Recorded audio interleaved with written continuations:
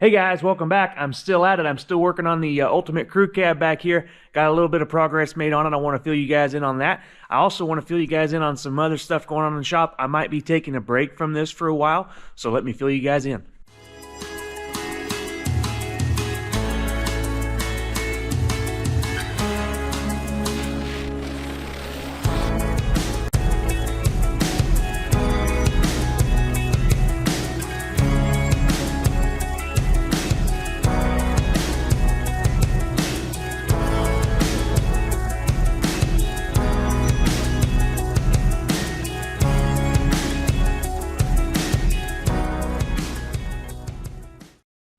Hey guys, we're going to talk about the ultimate crew cab back there in just a second, but I wanted to fill you guys in with what I said earlier about not working on it for a while. That is because I'm starting to get parts in for my 69 Harbor Blue Highboy restoration we're doing. This thing has been off the channel for quite some time, and it's all waiting on the body shop. So I'm starting to get some parts roll in. We have the stone deflector and the upper valence there. We have the fenders. I have the tailgate and the hoods down there all covered up. So it's nice that parts are starting to roll in for this thing. Last time I talked to them, which was yesterday, the cab and the bed is painted. They just have to paint the inside of the bed. So once that's complete, this thing's going to be 100% my priority. Getting this thing together, just because it's been sitting here so long, have so much time and money wrapped up in everything here, and it's just sitting here not being able to do anything with it. So once I get that cab and bed back, you know, it's going to be 100% getting that cab pull off of the old chassis and getting the underside restored and everything and getting it ready to set on this frame here. So there's going to be a lot of work involved in that. So that's pretty much going to take up all my time in the shop working on this thing. You guys are going to get to see it, so don't think that we're not going to have any progress on it and you're not going to see any more videos. So we're going to have videos on this thing as well.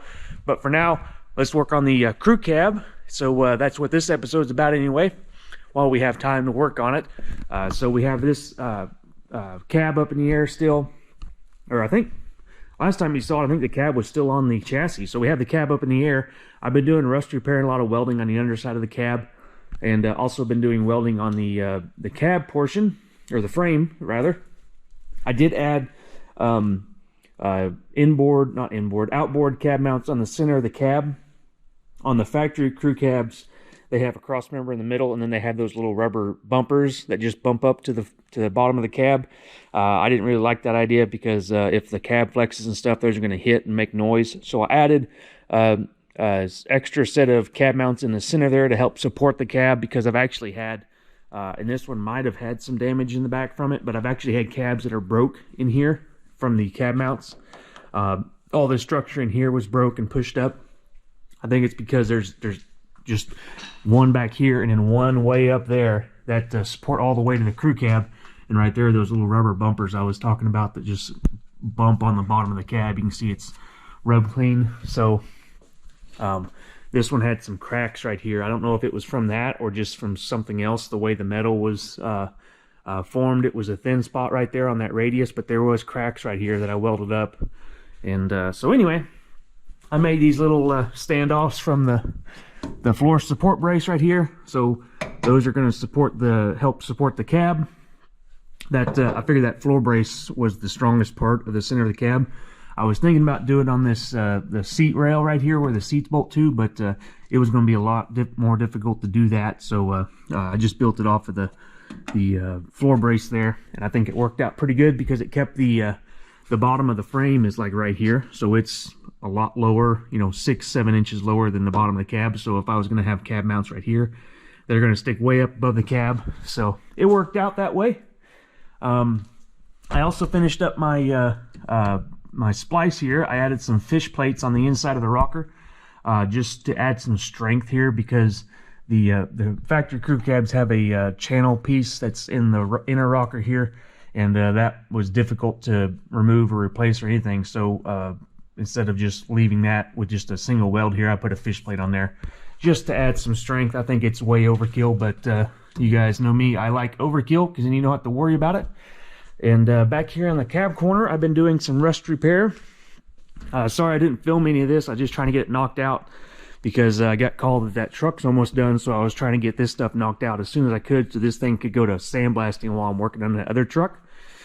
So We have this whole cab corner cut out right here. I thought it was just a little piece right here, so that's why this is a little different color. I had this cut out of a cab, and then as I cut this out, I found out that the inner behind, it has a bunch of this undercoating on it, and behind that undercoating was all rusted out right here. So I had to replace the back piece right here, and of course the cab corner here, the inner and outer was rusted out, so we replaced on that. And the side of the cab here was rusted out, so that's all been replaced. So all of this is new. It was, I'll have some pictures here for you. It was actually really good metal behind all this when you went up. So it was just down here in the bottom that was all rusted out. So that's all good to go. We still obviously have to do body work and everything here, but the rust is gone anyway. Over on this side, it is not as bad, but there is some spots right here. And there's some spots right here. So all of this, I'm just going to replace all of that because you know it's thin, but there's spots showing through. The only problem is, you know, there's some here on the inner part, like, as you would see, but I was chipping away at the undercoating, and way up here, if you can see that, let me get a light. Way up there, there's some holes, and that's going to be pretty difficult to replace just because it's so high up. You're not going to be able to weld. You got to get way up in there to cut that out. And not going to be able to weld. So I'm not sure how I'm going to do that yet. If you can see up there, that is the start of the inner panel. So I may come up here higher and then drill out those spot welds and just replace all of this. That would be a lot more work, but it'd be the correct way to do it, just to get rid of all of that inner piece. So we'll see how that goes. I haven't figured out what I'm doing there yet. Luckily, the rocker and everything in here is all solid. I've poked around at that. It's all solid.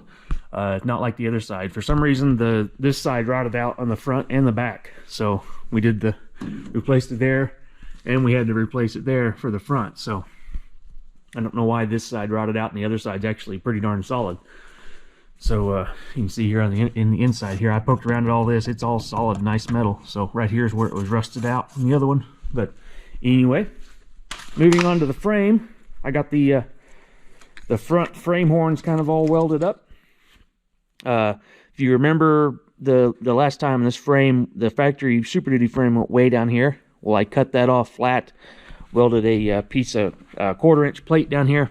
So that should be good and strong. I was going to box this in here, but I just don't think it's necessary because all this is doing is basically holding up the bumper and the core support there. And I'm also adding a cross member underneath it here. So it's going to be plenty strong, I think, without having to box that in. And it's, you know, welded up inside and outside. So I think all of that is good to go. Also have my my frame section here with the factory VIN stamped on it. So that is nice and visible there. Here's the other cab mount I welded up on this side. So yeah, it's moving right along. I'm going to figure out what I'm going to do on that cab corner and see what we end up doing on it. I hope I can get it out, get all the rust out, and replace it with all new metal without being too much of a pain, but we'll see how it goes. And then I want to get this cab to sandblasting. I kind of was iffy going back and forth whether I wanted to blast this cab or not, but I think all that undercoating stuff, if they can get that out and just have nice clean primer, and then I can put, I think I want to do lizard skin product. It's like a sound deadener, and they have a heat resistant one as well. That's a thermal barrier. So I think that would really help quieten the cab up and make a nicer ride in there if we can do that undercoating on the underside, as well as I want to do it maybe in the roof panel too, because the crew cabs are kind of known for having a little rattly roof. If we can quieten all that down, we'll have a nice, quieter ride. So I think if we can get it sandblasting and they can get nice primer bottom on the underside where that undercoating can stick good, we'll have a better chance. So I think that's what we're going to do. So I'm going to get working, and I'll fill you guys in when I get something done. Well, guys, I ran out of time. I don't think I'm going to have enough time to finish everything on that crew cab I want to get done before the Harbor Blue Highboy gets back from paint. So I've been working on a lot of parts for this truck, and haven't had a lot of time to work on the crew cab, but I want to show you what I've been working on so far to give you a sneak peek, and I'll also fill you in with the plan on the crew cab. So right here, the Harbor Blue stuff, I've been taking apart the mirrors. I have the 2-post West Coast Junior mirrors all taken apart. I have I'm going to polish all of these parts right here, and I have new hardware to go on them as well. And the like tail lights and reflectors and stuff, I've been taking those off and cleaning them and seeing how what kind of condition we have on those, and things like the hood emblems and stuff. I have these all polished up. We still have to paint the Ford and the F-250 on them. Also have I got the tailgate here. I got the letters in the tailgate and looking all nice and clean. So all that is going together for this truck. So that's what I've been working on mostly this week. And this truck, unfortunately, is going to not get my attention for the next maybe month, 2 months, something like that, while I get that Harbor Blue truck back together.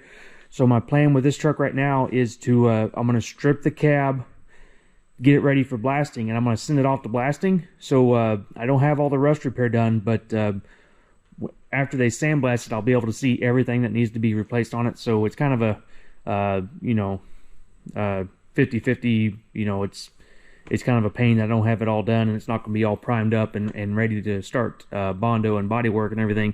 But also, after they blast it, if there's any spots I missed, I'll be able to see it, and I'll be able to tackle it all together. So mainly like on this roof here, I know there's issues right here, but if I was just to cut this issue out right here and fix it, but then there's a hole that shows up right here after they blast it, I would much rather just cut all of this out altogether. So I might be saving some time, I don't know.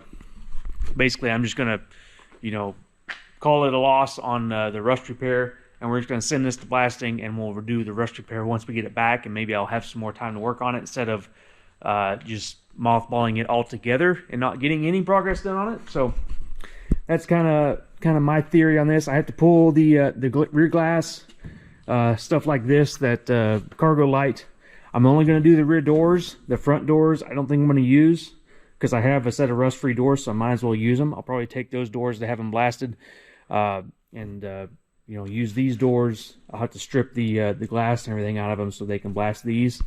But things like the headliner, I still have to pull that. But short of that, there's really not much to do. The trim plates, stuff like that, fuel line that comes right out, the wiring harness that goes to the courtesy light and the cargo light.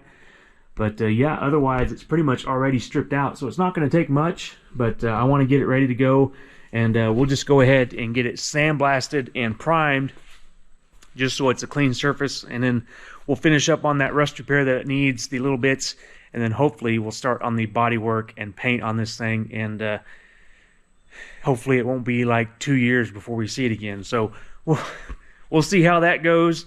Luckily the bed has already been sandblasted, and it's already ready to go. So this was actually originally my dad's bed for his crew cab build, and we did some trading. We ended up doing a brand new bed on his truck, and this bed is in really nice shape, but it was just not good enough shape for that level of restoration we're doing on his.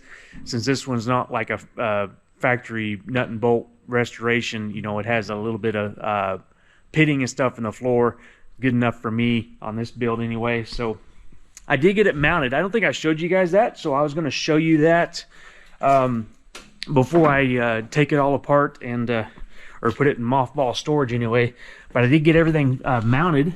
What I ended up doing, the front cross member there is on the frame, and the rear is on the frame, and then the two middle bolts were higher up. So right here I used a piece of 1/4-inch plate strap iron, and that was enough to take up the slack there. So that's just a piece of 1/4-inch steel, and then it's welded on top. And over here, the weld kind of tweaked up on a little bit, so I have to hammer that down when I get the bed back off. But this is a piece of 1/2 inch, and it's welded on top as well. And I'll show you what I did, because the bump side frames are 34-inch, and this Super Duty frame is 37-inch. You see, since I welded a little piece on top of here, so we have a little tab to bolt to, and same with over here, that piece of 1/4-inch plate sticks out inside the frame. So that lines up with the 34-inch frame width for the bump side bed, so that's how I took care of all that. So that stuff will go together pretty easy. Once I take the bed off, I'll finish welding all those. They're just kind of tacked in place right now. But for now, that's how I mounted the bed. And I still have to get the rear bumper figured out. I think I'm going to go with an old school draw pitch bumper, and I'm going to mount that to the Super Duty frame. It's not exactly the same width, so I'm gonna have to make my own brackets and stuff, but that'll be pretty easy and straightforward. I'll try to get that to sandblast, and they'll paint it Corinthian white to match the front bumper and stuff as well. So stuff like that we'll be doing. It'll be getting done while I'm working on that Harbor Blue truck. But for now, I'm just going to strip the parts out of this crew cab. You guys don't really need to see that. Mainly, I just don't have time to film it. So you're just going to have to imagine what it looks like all stripped out. There's really nothing to it. You just pull the glass out, and I got to pull the headliner out. So not much. But anyway, guys, next time we see this truck, hopefully we'll have a sandblasted cab. And we'll be ready to start body work on it. Maybe check back in a month or two if you want to check on progress on this thing. And anyway, guys, if you want to see that, hit the subscribe button so you can get notified when that happens. If you like this build, hit the like button. I'll see you guys in the next one. Thanks for watching, guys.